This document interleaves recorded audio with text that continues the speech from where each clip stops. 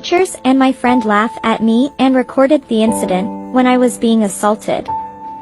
Hi, my name is Norma Lizbeth. Since I started high school, I gradually lost my smile and became afraid every time I woke up to prepare for school, because I was the victim of bullying. Azahara Eileen Martinez was a classmate of mine and the ringleader of the bullying against me.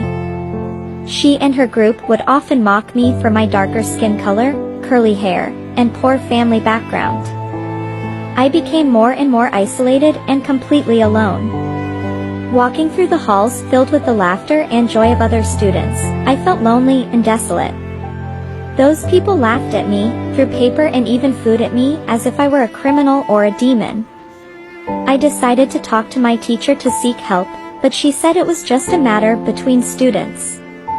It seemed like Azahara found out I was seeking help from the teacher, and she wanted revenge by forcing me to fight her outside the school. Azahara attacked me as soon as we arrived at the empty lot next to the school. She punched and kicked me to my stomach, and as she became more frenzied, she repeatedly hit me in the face and head with a rock. I was stunned, in pain, and bleeding all over my face. In my blurry vision, I tried to scream and beg for help from the students and teachers standing around. Instead, all I heard were, the teacher and students stood around us, enjoying watching and filming us.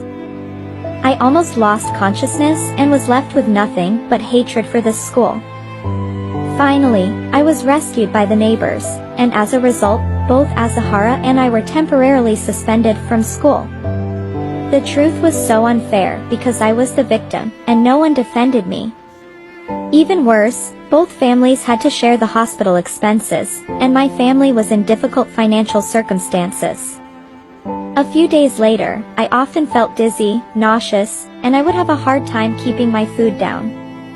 On one occasion, I even fainted and was rushed to the hospital. However, none of the visits to the doctor showed any problems. I felt the warm touch of my sibling's hand, conveying the love of our family and the strength to overcome the pain. But, my mind was filled with hatred, resentment, and anguish, leaving me with no desire to continue living. My sudden death left a shock to my family, who cried a lot for me.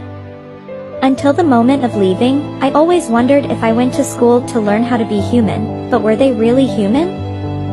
Please share my story with everyone so the world can end bullying at school.